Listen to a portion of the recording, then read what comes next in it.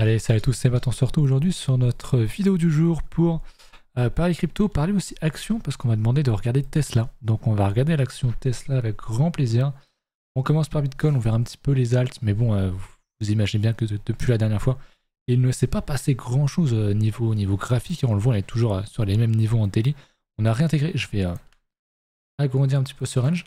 On est toujours dans ce range, du coup à double déviation, déviation en haut, puis déviation en bas. La théorie veut que on vienne reprendre la première déviation ici, donc qu'on vienne pump. Maintenant, c'est vrai que je vous l'ai déjà dit, le contexte, je l'aime pas trop. Moi, je pense qu'on peut aller largement plus bas. Maintenant, si effectivement on fait un plus haut que ce niveau-là, donc les 28 400, il y a de quoi être bull, sans forcément penser qu'on ira à 40 000, mais il y a de quoi être bull pour, à minima, rechercher la résistance ici à 30 300, 400 et quelques. Donc voilà un petit peu ce que je regarde. Pour l'instant, c'est assez mou, hein. Si on regarde le H4, il se passe pas grand-chose. Il y a eu la réintégration. On a l'air d'avoir posé un premier bottom ici. Est-ce qu'on construit pour faire quelque chose de plus gros ou est-ce qu'on ira chercher beaucoup plus bas? Honnêtement, pour l'instant, ça ressemble franchement pas à grand chose. On a un range qui se construit. On a un petit peu de baisse de volat. Normal vu la grosse réintégration qu'on a fait. Mais c'est vrai qu'en termes de price action, c'est quand même pas mal ce qu'on a fait là. La grosse réintégration, c'est quand même bien. Et généralement, tu es censé repayer le support dans ce cas-là, donc toute cette zone-là. On a méché là-dedans, techniquement. Si tu prends clôture jusqu'à la mèche, tu es censé repayer ce niveau-là, les 26 360. Moi perso, je ne l'ai pas fait parce que je pense qu'on a sans doute topé sur le, sur le marché. Parce que voilà, la saisonnalité, parce que pour l'instant, à part ça, il n'y a rien qui m'indique qu'on n'ira pas plus bas. En fait, je trouve ça très...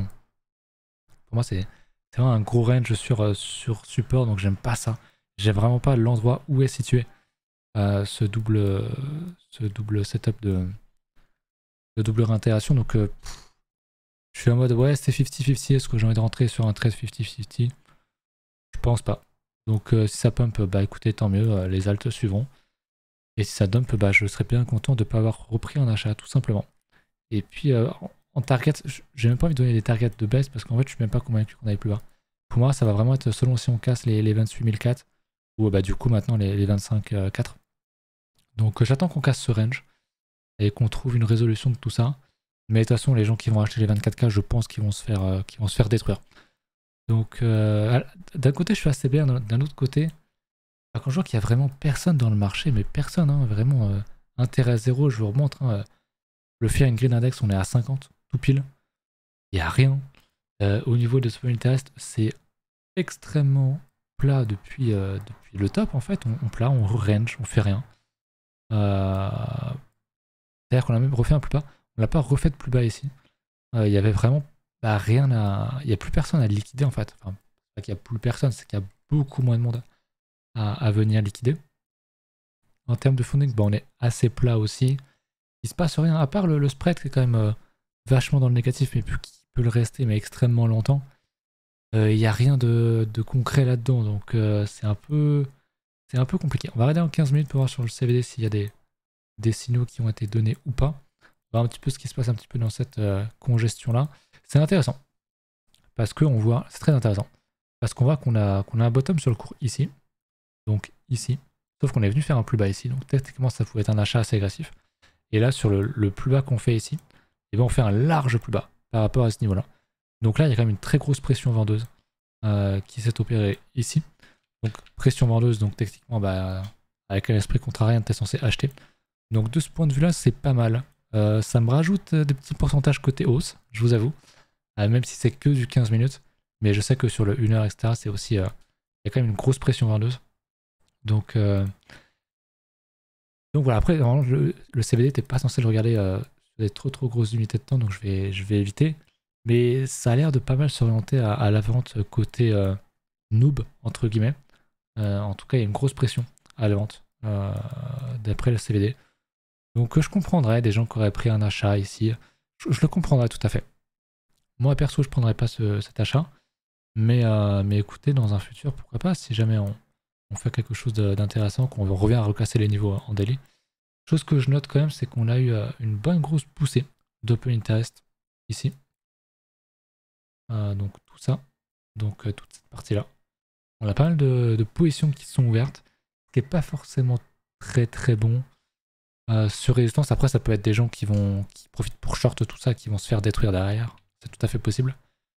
Mais bon, on va dire que les gros niveaux à surveiller, ça va surtout être ça. On a même retopé juste en dessous, donc c'est parfait. Si on casse ce niveau-là avec une énorme poussée à la hausse des open interest, pour moi, ce serait un faux mot à l'achat. Donc, il faudra quand même faire attention, surtout si derrière, bah, effectivement, on casse. FOMO, et puis en fait, on réintègre. Là, ok, là, ce serait vraiment pas très bon. Donc, ça serait la chose que je surveillerais si jamais je traderais le 15 minutes, 1 heure. Voilà pour ça, c'est à peu près tout pour BTC de ce point de vue-là. On m'avait reparlé effectivement. Je vais me remettre sur mes positions. On m'avait parlé des gaps. On m'avait demandé sur le gap weekly comment est-ce que je l'avais tracé. Bah, c'est pas ici. C'est ici. My bad. C'est totalement ici. Le gap weekly que j'ai en bas, en fait, c'est un gap daily. On voit qu'il y a un gros gap. Donc moi, dans ce cas précis, je prends pas les mèches parce que bah il y en a pas. Enfin si, quoique tu vois que je prends en considération la mèche. Donc je prends totalement en considération les mèches pour tracer des gaps comme ici par exemple le gap avant qu'on vienne le combler. J'avais tracé comme ceci. Je l'avais pas tracé comme ceci.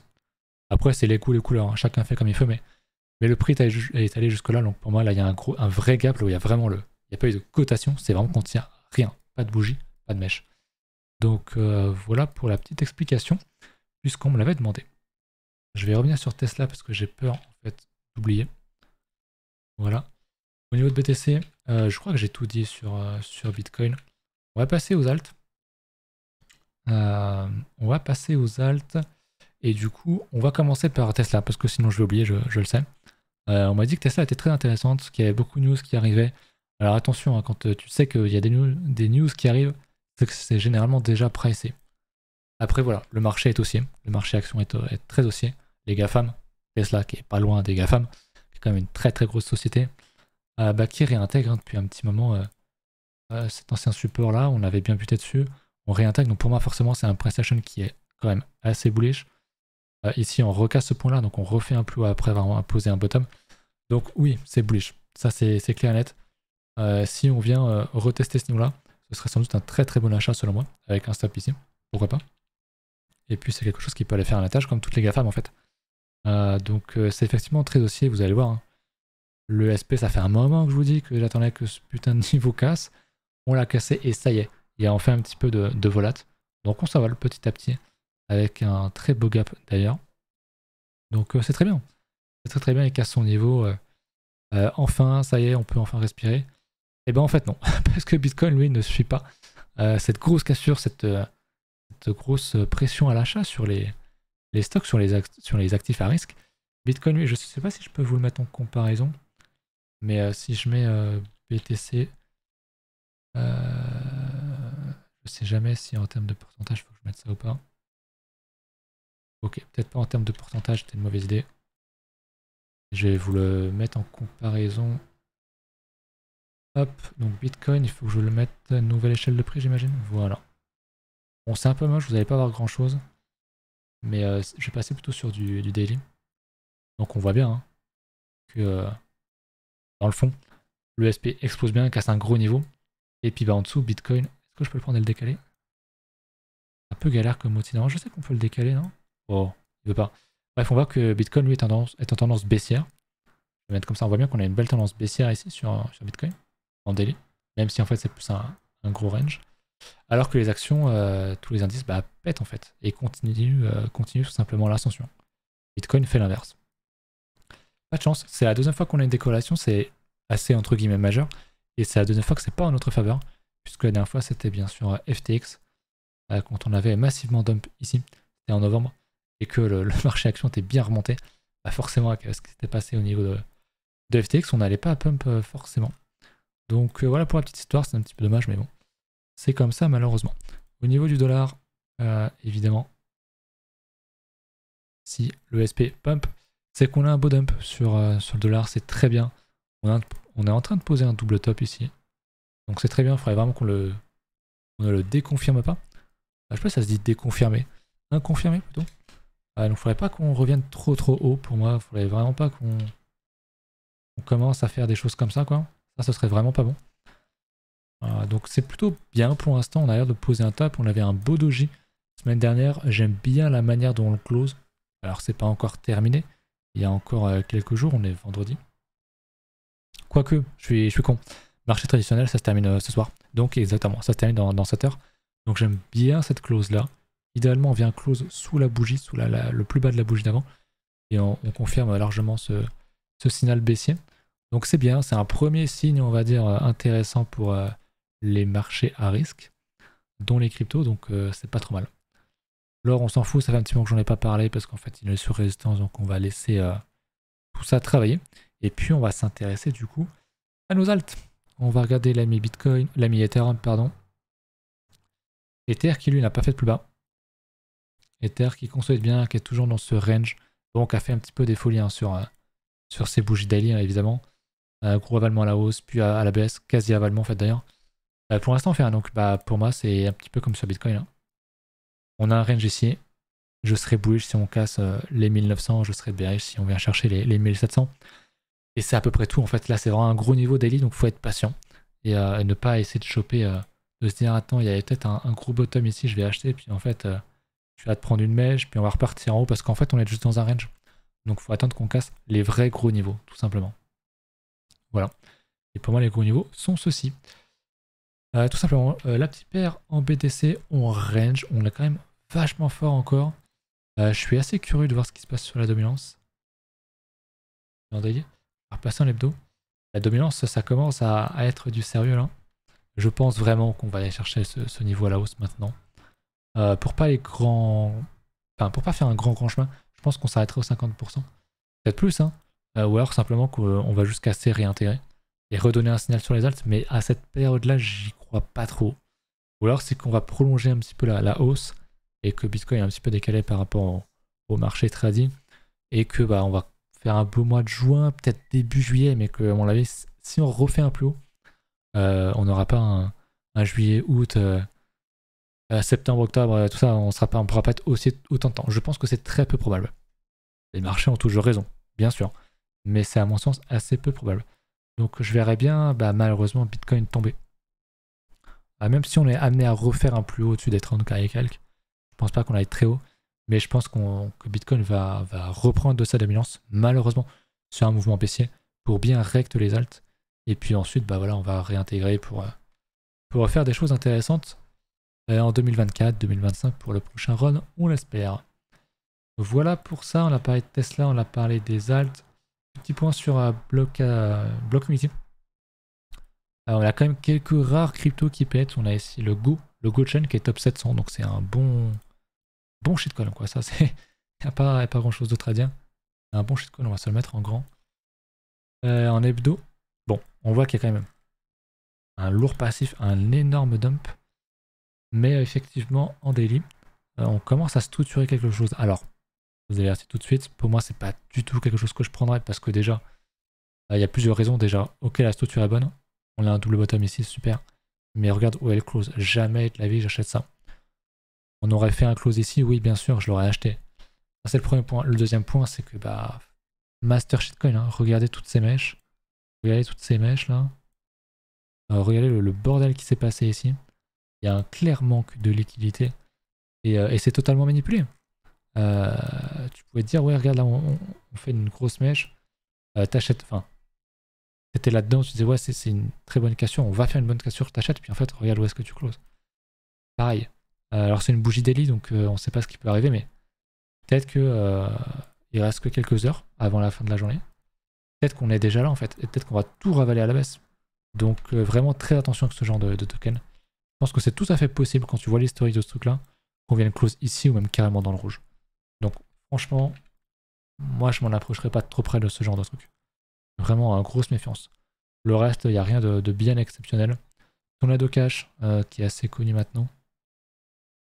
Qui était déjà bien connu, mais qui nous fait quelque chose de pas forcément... de pas forcément bon au premier abord, parce qu'en fait, on fait un plus bas, donc un ATL, all-time low. Sauf que la bougie hebdo me plaît beaucoup, hein, quand on ravale tout ça sur un tel niveau, et qu'on vient sauvegarder ce niveau-là, c'est quand même très bon. Donc si on close dans l'état, je comprendrais totalement des gens qui achèteraient ça, avec pourquoi pas un stop ici. Mais si tu es intéressé par du tornado cash, je pense que faire du dessert là-dessus, commencer à minima ici, ça serait quelque chose d'assez intéressant. On avait énormément de volume ici. Alors, on va voir si c'était pas à l'époque de la... Comment dire, du drama autour de l'arrestation du PDG de... Enfin, c'est pas vraiment PDG, je sais pas si c'était... je sais pas s'il y avait vraiment une société ou quoi, mais du dev en tout cas de Tornado Cash. Et en daily, on voit qu'on l'a fait hier. Un très beau doji, je sais plus le nom en français, étoile du soir, étoile de je sais pas quoi. Marteau, je sais jamais les noms. Mais on fait quelque chose de très très bon. Donc pour moi, ça c'est un signal fort. Je comprendrais, là aussi, que des gens veuillent acheter ceci. Voilà pour les alts. J'ai mon Harvest Finance qui est quand même pas trop mal. Je vais vous montrer sur mon TradingView. Parce que je l'ai dans ma liste. Harvest Finance, il faut juste que je le retrouve. J'ai tellement de shitcoins, c'est le Pharma. Donc c'est celui-là. Qui fait un plus bas. Sur Mesh. Ok. Pareil, qui nous fait un doji intéressant. On vient remonter, c'est cool, mais c'est pas aussi puissant que sur Tornado, je trouve, pour l'instant. Si on vient close ici, faire un très beau doji, pourquoi pas. Mais en l'état, je suis pas forcément un très très grand fan. Moi, j'avais quand même beaucoup accumulé là-dedans. J'en avais encore des miettes qui me restaient un petit peu plus au-dessus par là, je crois. Donc pour moi, c'est on continue d'accumuler. Et puis, sans pour autant se surexposer, parce que ça reste quand même un méga shitcoin. Mais voilà. C'est quand même un des coins les plus forts aujourd'hui, en tout cas, parce que clairement, il fait un ATL et il n'y en a pas tant que ça qui font des ATL quand même sur la crypto. Le dodo a bien réintégré, on est à nouveau sur support. Donc vous le savez, double déviation. D'ailleurs, pouvoir le remettre. Hop, je l'avais pas mis ici. Déviation très très large. Bon bah, généralement c'est qu'on vient rechercher le bas. Donc j'ai pas mal accumulé là-dedans aussi. C'est pas grave, je suis prêt à voir ça moi. Même si, voilà, 2024, 2025, il devrait y avoir quand même de belles couleurs là-dessus. Je pense pas qu'on aille forcément très très bas en dessous. Mais c'est pas totalement improbable qu'on aille faire des plus bas. Sur le dodo, le DYDX qui est toujours sur ces mêmes niveaux, qui galère, qui range sur support, c'est pas très bon. Le fait qu'on réattaque encore ces niveaux-là, j'aime pas trop ça. Donc ouais, le DYDX aussi qui nous a fait une belle sortie ici. C'est dommage parce qu'il y avait beaucoup de potentiel, mais malheureusement il n'a pas su tout exploiter. Bitcoin n'a pas trop aidé non plus. Mais voilà, il y a des alts qui ont fait le même schéma et qui ont fait ça derrière, quoi. Il n'y en a pas 15 000, on va pas se mentir, il n'y en a vraiment pas beaucoup. Il y a genre le RNDR, tu vois, je crois, si je dis pas de conneries. Voilà, RNDR qui a fait un truc vraiment parfait, belle structure, bam, retest, boum, on explose. Mais les miennes, non, c'est comme ça. C'est comme ça. Je voulais faire un petit point sur le LTC, puisque je vous en avais quand même plutôt bien parlé. Le LTC qui avait cassé sa résistance, qui a malheureusement réintégré. Techniquement, on n'est pas sorti de mon setup, hein. On n'a pas cassé ce niveau-là. Donc attention, il y a eu beaucoup de volates ces derniers jours, donc je ne suis pas étonné qu'il y ait une grosse bougie rouge. Mais si effectivement Bitcoin reprend ses niveaux daily, et qu'on a une petite montée du marché, sans parler d'alt season ou je sais pas quelle connerie, je pense que le LTC pourrait encore surperf, puisque son halving est le 4 août. Je l'ai noté pour le 4 août, je l'ai mis à jour la dernière fois en stream, donc il y a une petite semaine. D'ailleurs, on sera en stream demain, je pense. Demain, peut-être même dimanche. Pour la clôture, ça pourrait être sympa. Donc voilà, il y a quand même plus beaucoup de temps, mais si le marché... En fait, si Bitcoin dévisse complètement, je pense que voilà, il va prendre cher. Quitte à remonter un petit peu avant le halving pour retomber plus bas, derrière. Mais s'il compresse et que petit à petit il remonte, je pense effectivement qu'il peut nous faire une petite poussée. Encore une fois, donc le LTC, je le surveille de très très près. J'ai hâte de voir s'il va effectivement réintégrer, recasser cette résistance là ou pas. Voilà pour le LTC, je crois que j'ai pas grand chose d'autre à regarder. On est à 20 minutes de vidéo quasiment, c'est pas si mal. Je réfléchis, on a vu un petit peu tout, on n'a pas parlé encore des niveaux de liquidation, mais c'est comme d'hab, hein. Il y en a de plus en plus au sud, malheureusement. Ce qui n'aide pas franchement à mon billet haussier. Mais bon, comme j'ai déjà dit, on pourrait totalement venir rechercher ça avant de retomber et de faire des plus gros niveaux, hein. Mais bon, c'est vrai que quand tu vois ça, t'es pas trop enclin à l'achat, quoi. Mais bon, est-ce pour autant qu'on va aller chercher 15K, 14K? Je suis pas non plus archi sûr là-dessus. Ça c'est clair. Bref, voilà pour ça. Je pense que c'était à peu près tout. Faites attention à vos trades, faites pas n'importe quoi. Et puis on se retrouve du coup dimanche en vidéo. Et puis demain en stream, je pense. Ciao.